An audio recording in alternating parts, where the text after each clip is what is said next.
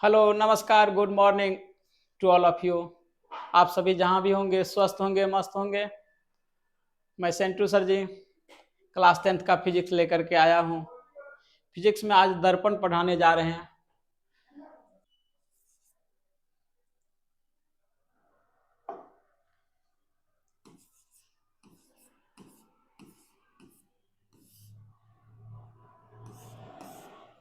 दर्पण, जैसा कि दर्पण के बारे में आप सभी जानते हैं, सब आदमी देखे हैं। दर्पण क्या है? जिसका एक सतह रजतीत रहता है और दूसरा सतह चिकनी एवं चमकीली सतह रहता है। दर्पण का परिभाषा: जिसका एक सतह रजतीत हो तथा दूसरा सतह चिकनी एवं चमकीली हो, उसे दर्पण कहते हैं।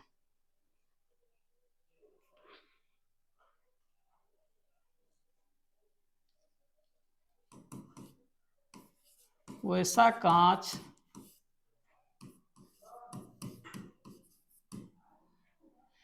जिसका एक सतह रजतित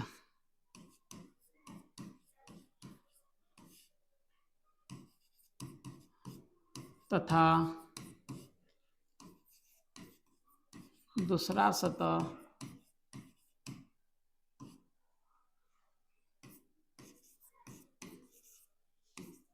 चिकनी एवं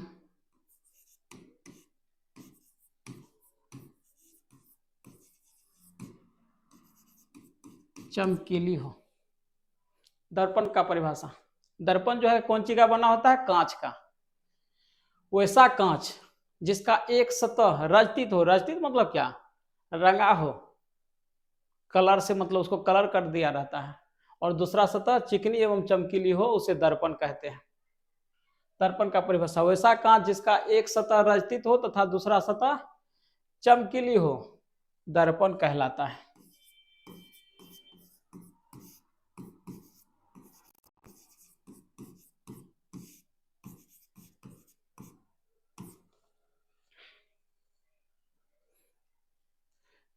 वैसा कांच जिसका एक सतह रजतित हो तथा दूसरा सतह चिकनी एवं चमकीली हो, दर्पण कहलाता है। चलिए, अब दर्पण के प्रकार। अब हम लोग पढ़ते हैं दर्पण के प्रकार।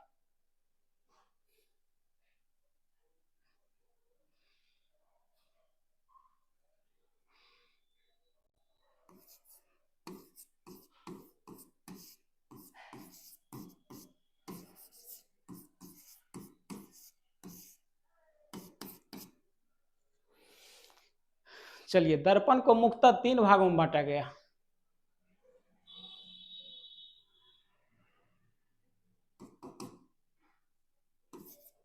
दर्पण को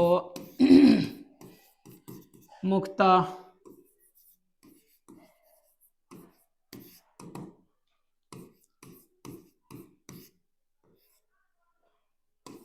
तीन भागों में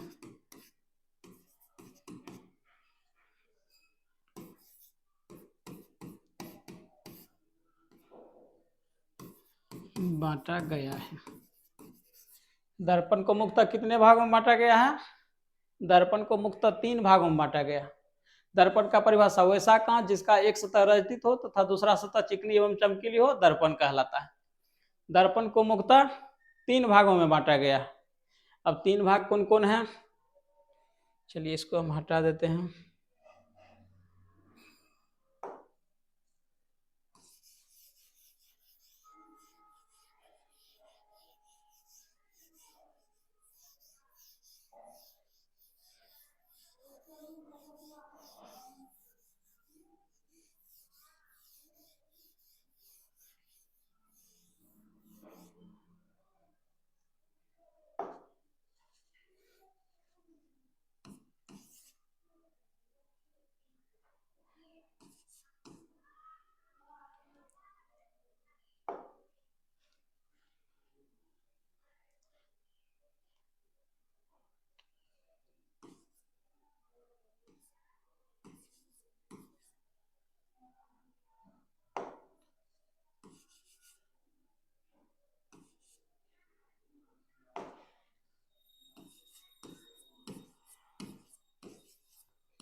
समतल दर्पण, पहला हो गया समतल दर्पण। चलिए दूसरा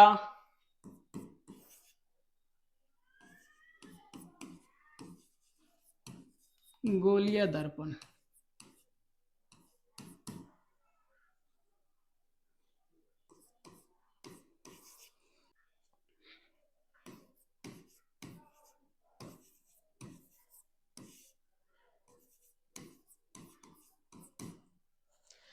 समतल दर्पण, गोलीय दर्पण, परवलय दर्पण। एक है समतल दर्पण जिसका उपयोग कि हम घर में रोजाना करते हैं, प्रत्येक व्यक्ति करते हैं। एक है गोलीय दर्पण जिसका कि फिर प्रकार पढ़ेंगे, जो कि हमारे किताब में आगे चल के पढ़ने के लिए है गोलीय दर्पण के बारे में विस्तार से। एक है परवलय दर्पण जिसका उपयोग लगभग नहीं के बराबर होता है। चलिए हम तीनों को बारी बारी से पढ़ते हैं। सबसे पहले हम समतल दर्पण के बारे में पढ़ते हैं।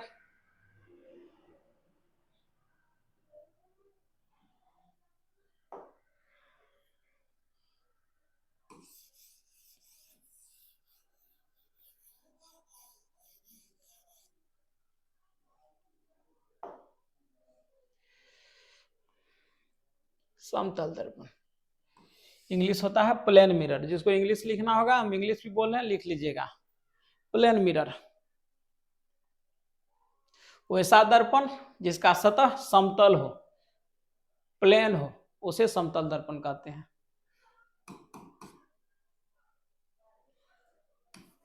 वैसा दर्पण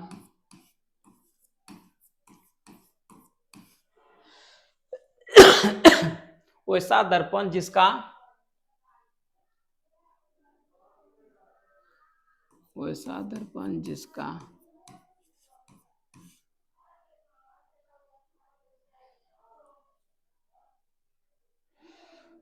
वैसा दर्पण जिसका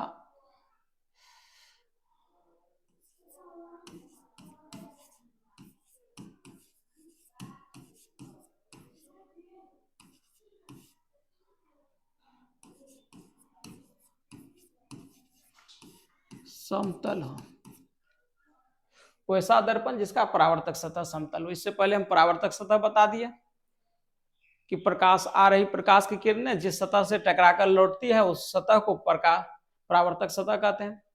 तो दर्पण से भी नियमित परावर्तन होता है। समतल तो समतल होगा, गोलीय तो गोल होगा, परवलयी तो उभर खाबर होगा। चलिए एक समतल दर्पण हम बनाते हैं। अभी यह एक क्या है, कांच है। अब इसको हम दर्पण नहीं कह सकते हैं। इसका एक भाग हम रजतित करेंगे, मतलब रंगेंगे, कलई करेंगे। अब इसको हम बोल सकते हैं दर्पण।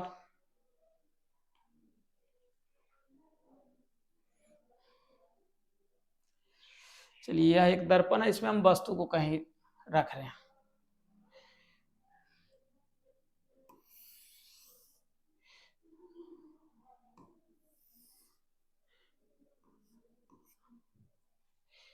ये भी एक वस्तु रखे हैं। अगर समतल दर्पण में वस्तु को हम रखते हैं, जितना दूरी पर रखते हैं प्रतिबिंब भी उतना ही दूरी पर बनता है।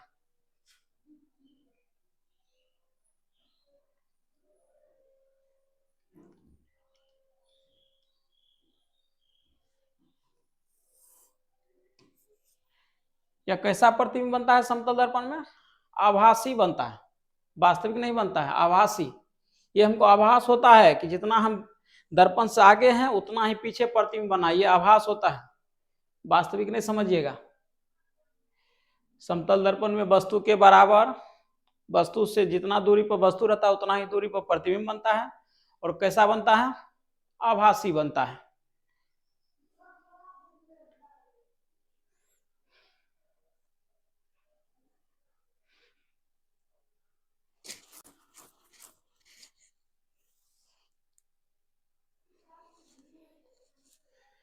चलिए हम समतल दर्पण के गुण पढ़ लेते हैं। प्रॉपर्टी,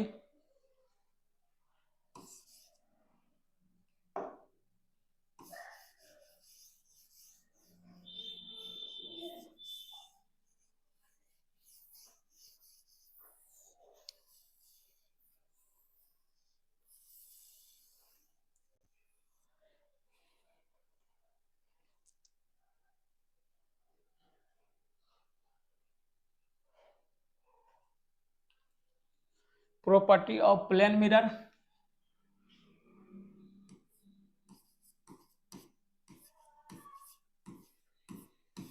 हिंदी में कहेंगे तो समतल दर्पण के गुण।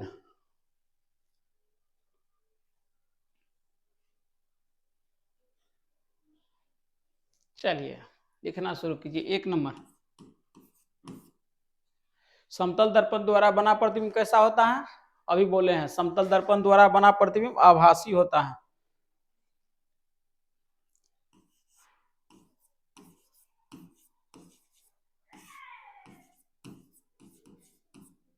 दर्पण द्वारा,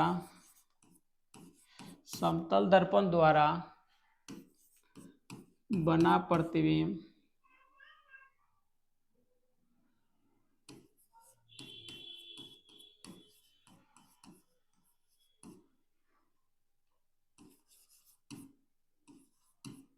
आभासी होता है।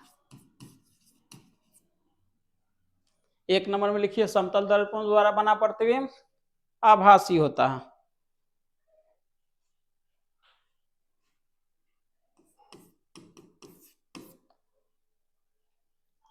दूसरा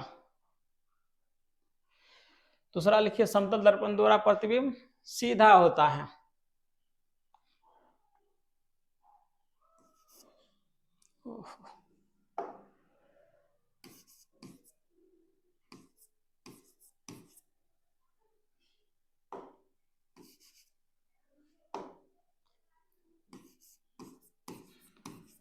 समतल दर्पण द्वारा, समतल दर्पण द्वारा बना प्रतिबिंब सीधा होता है। समतल दर्पण द्वारा बना प्रतिबिंब, प्रतिबिंब को इमेज लिख सकते हैं, इमेज सीधा होता है। समतल दर्पण द्वारा बना प्रतिबिंब सीधा होता है।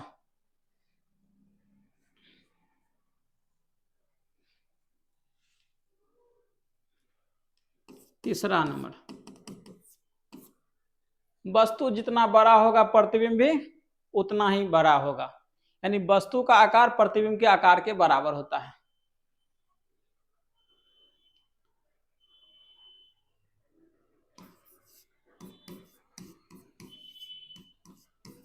प्रतिबिंब का आकार वस्तु के आकार के बराबर होता है।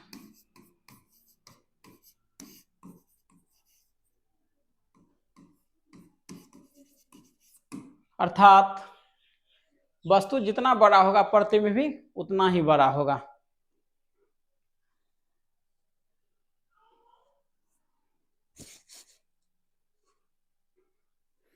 चलिए 3 को लिखा दिया। समतल दर्पण द्वारा बना प्रतिबिंब आभासी होता है। समतल दर्पण द्वारा बना इमेज या प्रतिबिंब सीधा होता है। प्रतिबिंब का आकार वस्तु के आकार के बराबर होता है, मतलब जितना ऊंचा वस्तु रहेगा उतना ही ऊंचा प्रतिबिंब बनेगा।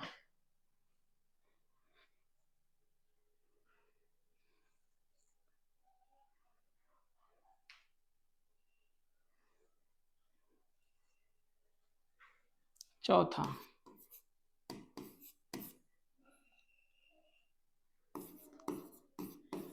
दर्पण से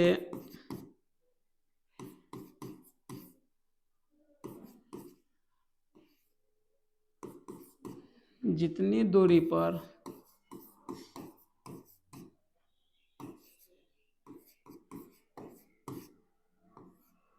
वस्तु होगा, दर्पण से जितनी दूरी पर वस्तु होगा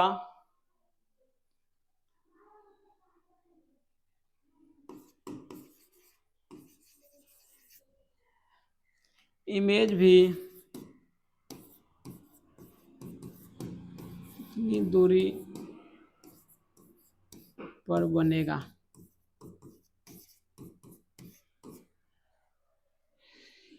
मान लीजिए एक दर्पण है, दर्पण से जितना दूरी पर हम रहेंगे उतना ही दूरी पर इसका प्रतिबिंब बनेगा। इमेज मतलब प्रतिबिंब। दर्पण से जितना दूरी पर कोई ऑब्जेक्ट रहेगा, ऑब्जेक्ट मतलब क्या, कोई वस्तु रहेगा, प्रतिबिंब भी उतना ही दूरी पर बनेगा।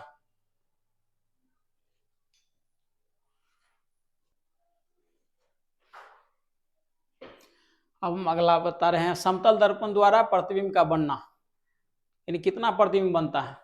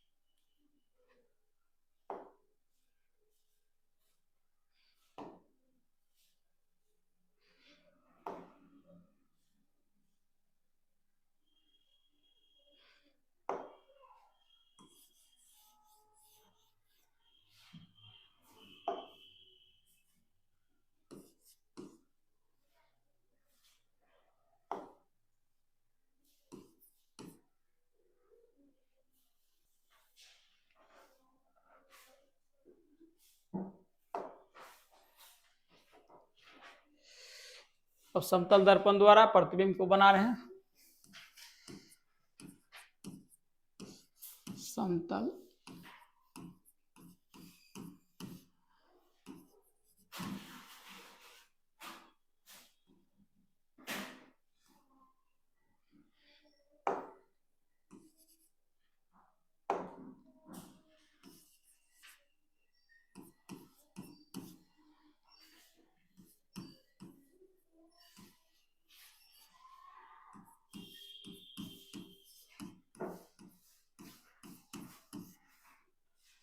इससे पहले हम लोग समतल दर्पण पढ़ चुके हैं।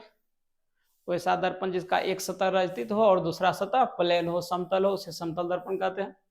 समतल दर्पण का प्रॉपर्टीज पढ़ लिए, गुण पढ़ लिया कि समतल दर्पण में सीधा प्रतिबिंब बनता है, आभासी बनता है, वस्तु जितना दूरी पर रहे प्रतिबिंब भी उतना ही दूरी पर बनता है, वस्तु का आकार प्रतिबिंब के आकार के बराबर होता है। अब समतल दर्पण से हम लोग प्रतिबिंब बनाएंगे।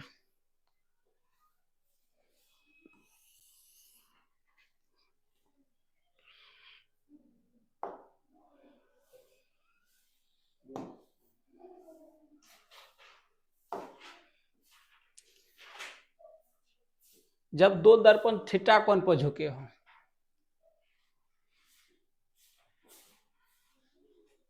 जब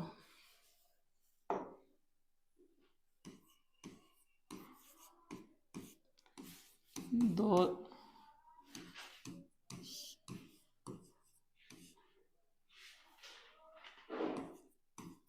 जब दो समतल दर्पण थीटा कोण पर झुके हो,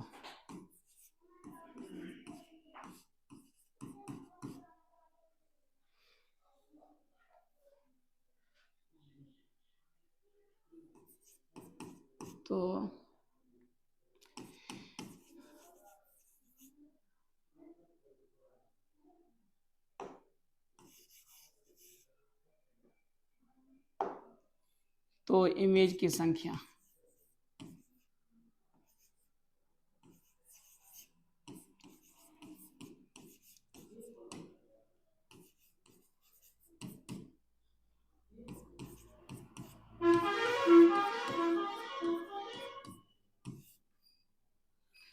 आज हम लोग इसमें पढ़ेंगे कि जब दो समतल दर्पण थीटा कोण पर झुके हो, थीटा मतलब क्या, थीटा का मान 0 हो सकता है, 30 हो सकता है, 45, 90, 180।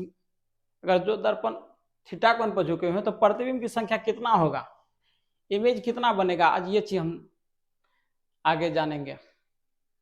जब दो समतल दर्पण थीटा कोण पर झुके हो तो इमेज की संख्या निकालना कि नंबर ऑफ इमेज कितना होगा।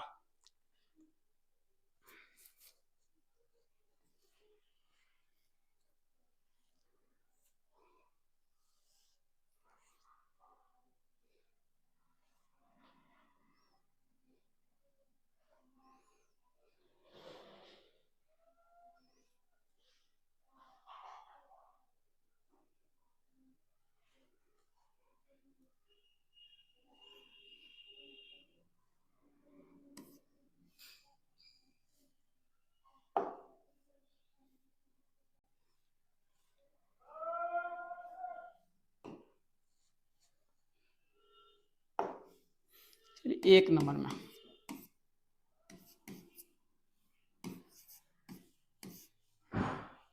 जब 360/थीटा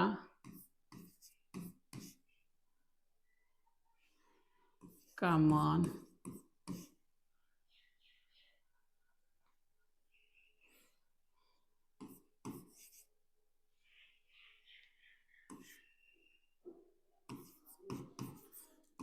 जब 360/थीटा का मान विषम संख्या हो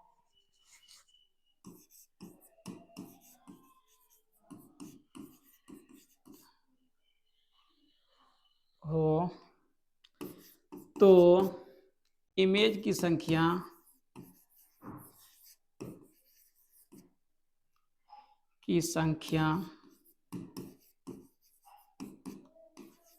इमेज की संख्या को n से डिनोट करते हैं।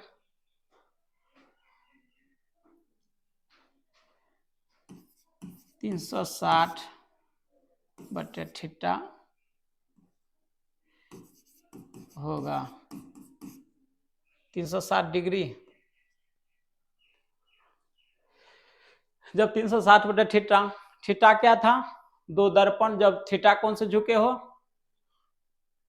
तो वही थीटा है। थीटा का मान क्या सब हो सकता है? 0, 30, 45, 60, 90, 180, 360। 360 डिग्री थीटा है। चूंकि एक राउंड पूरा घूमता है तो 360 डिग्री बनता है, इसलिए हम 360 में भागा देते हैं थीटा से। जब अगर भाग देते हैं, यहाँ थीटा का मान होगा कुछ, अगर भाग देते ये विषम संख्या आ गया तो इमेज की संख्या वही होगा। जब 360/थीटा का मान एक विषम संख्या हो तो इमेज की संख्या वही होगा।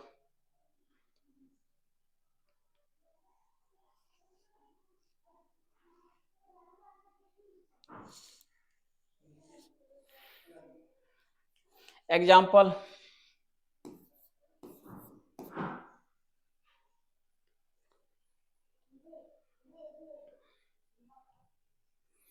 चलिए इसको थोड़ा ऊपर,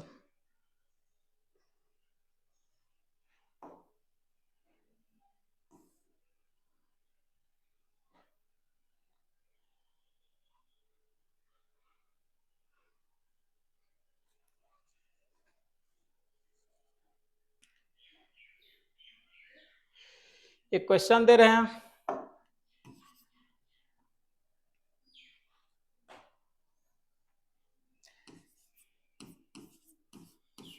यदि दो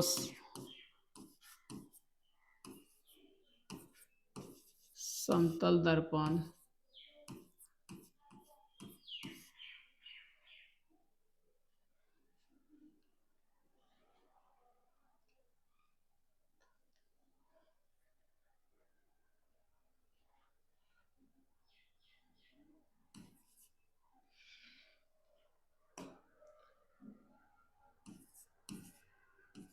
तीस डिग्री पर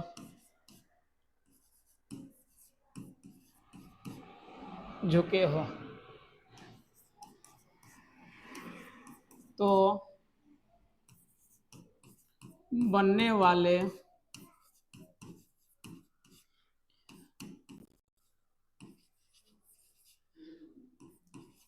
इमेज की संख्या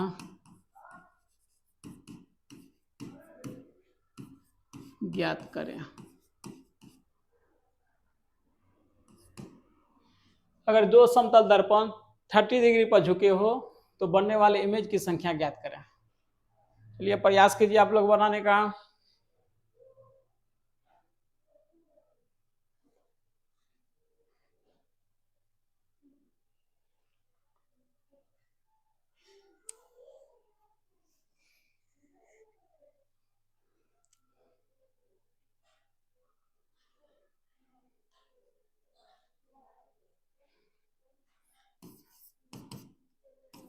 तीन सौ 360 सॉल्यूशन हल कर रहे हैं।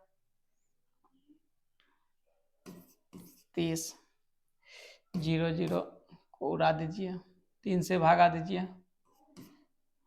12। ये तो क्या है? सम संख्या है कि विषम संख्या? अभी हम लिखाए थे अगर 360/थीटा का मान विषम संख्या हो तो इमेज की संख्या वही होता है, लेकिन ये क्या है? सम संख्या है। सम संख्या का हम लिखाएंगे, अभी दूसरा नियम नहीं लिखा है। अगर सम संख्या हो तो एक माइनस करते हैं, इसमें नंबर ऑफ इमेज हो जाएगा, इमेज की संख्या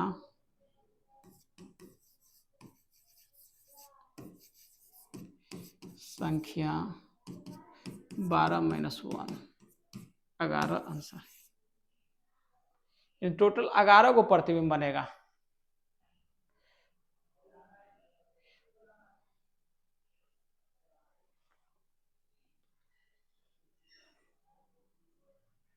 चलिए दूसरा पॉइंट लिखिए।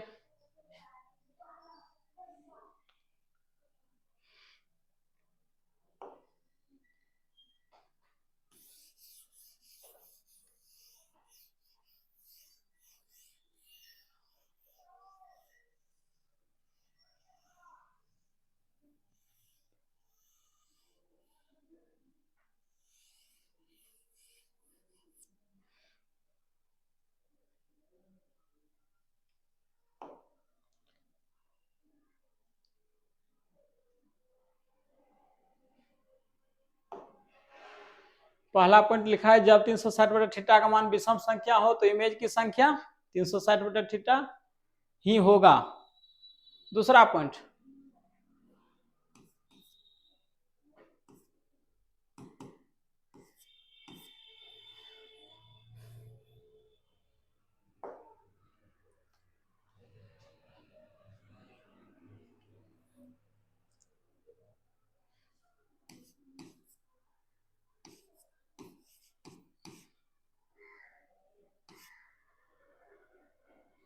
जब 360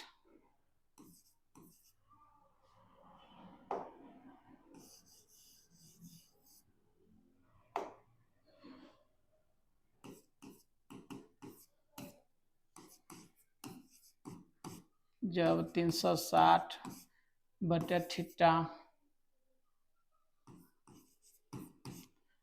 जब 360 बटे थीटा का मान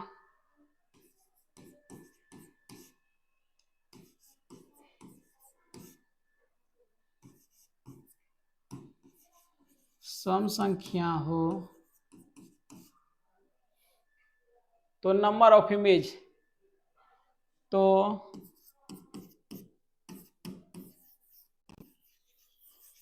इमेज की संख्या हो जाएगा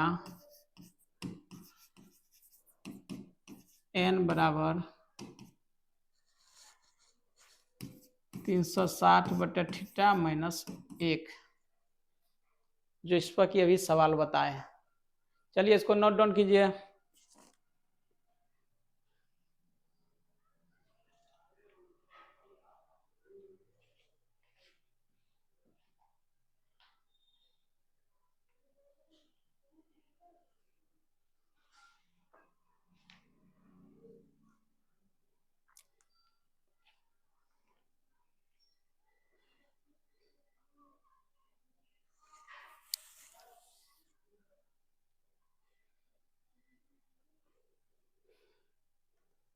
चलिए नेक्स्ट आगे बढ़ते हैं। समतल दर्पण का उपयोग, यूसेज ऑफ प्लेन मिरर। समतल दर्पण का साधारण उपयोग हम लोग कहाँ करते हैं? घर में चेहरा देखने के लिए।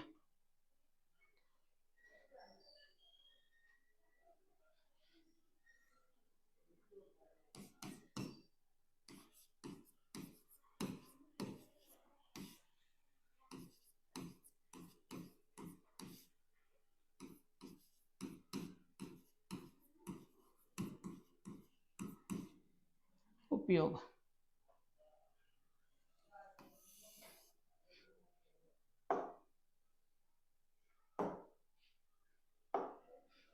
चलिए समतल दर्पण का उपयोग।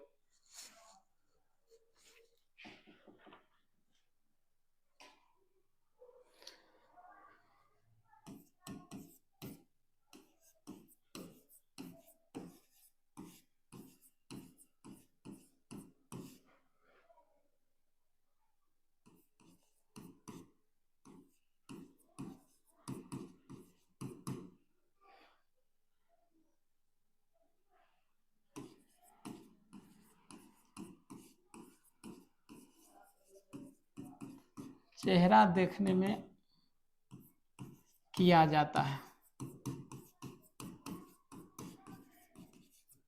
समतल दर्पण का उपयोग कहाँ किया जाता है? चेहरा देखने में।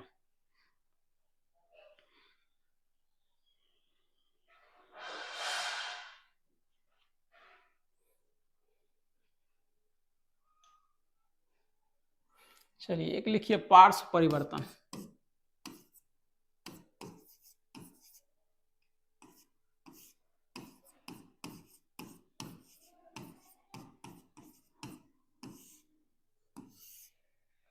एग्जाम के दृष्टिकोण से इंपॉर्टेंट क्वेश्चन है ये।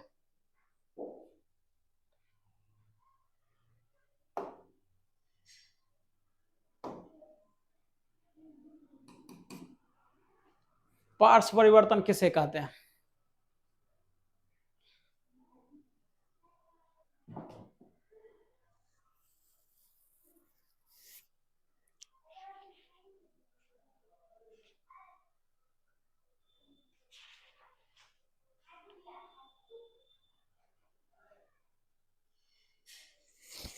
जब समतल दर्पण में किसी वस्तु का प्रतिबिंब बनता है तो देखिएगा दायां भाग, जैसे अभी मार्कर हम पकड़े हुए दायां भाग में, तो ये कहां दिखाई देगा प्रतिबिंब में?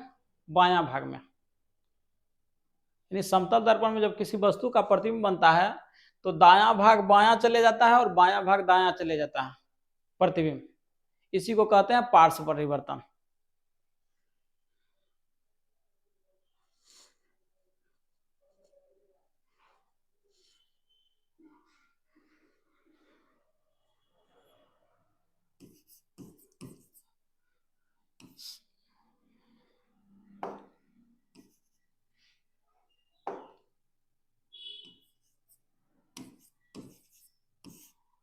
समतल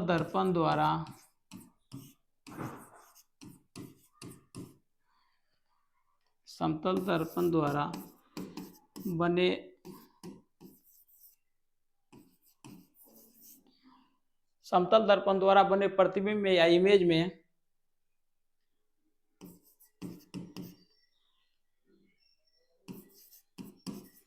बाएं भाग का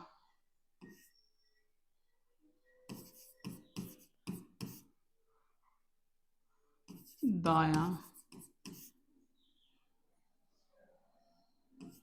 समतल दर्पण द्वारा बने प्रतिबिंब में बाएं भाग का दायां दिखना तथा दाएं भाग का बाएं दिखना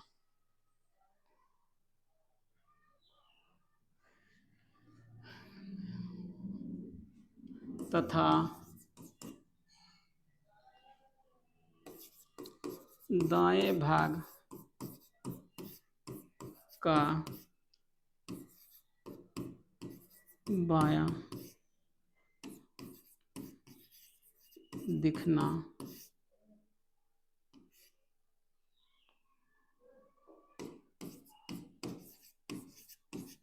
पार्श्व परिवर्तन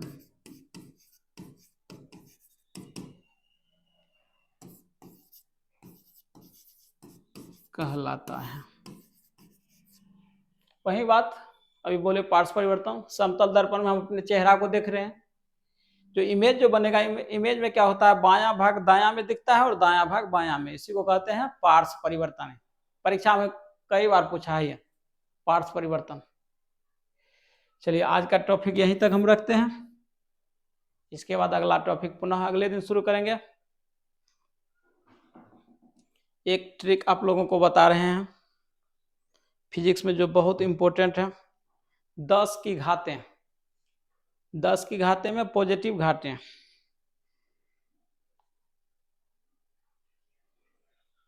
चलिए इसको हटाइए।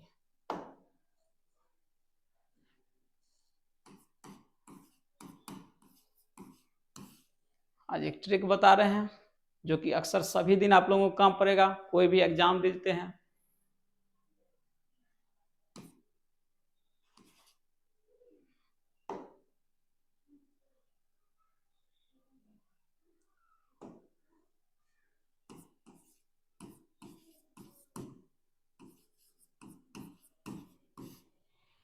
आज हम लोग पढ़ेंगे 10 की घात, वो भी कौन? धनात्मक।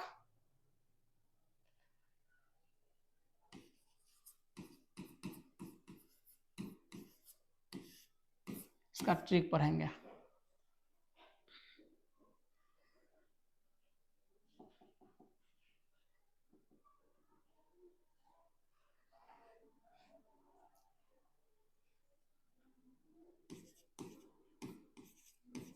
डेकू और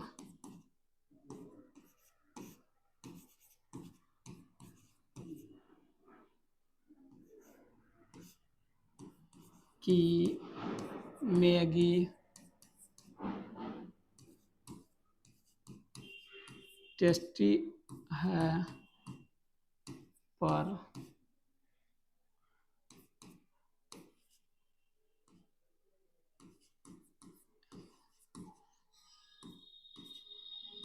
एक्सीलेंट नहीं। ट्रिक को बार ध्यान से देखिएगा। डेकू और हेकू की मैगी टेस्टी है पर एक्सीलेंट नहीं।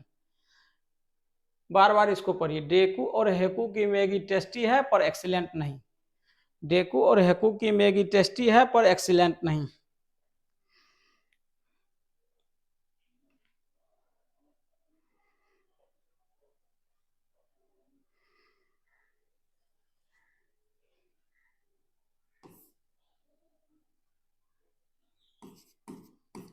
Deka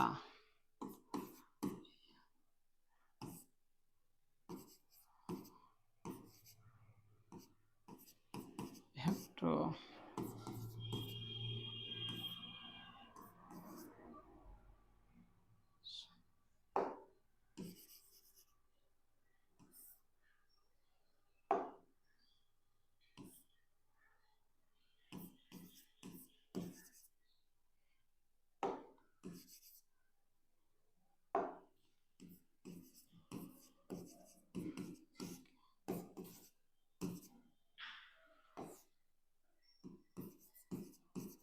mega 10 power 6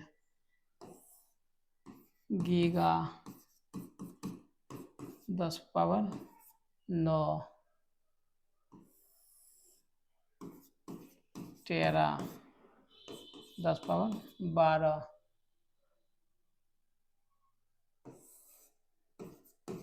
PETA 10 power 15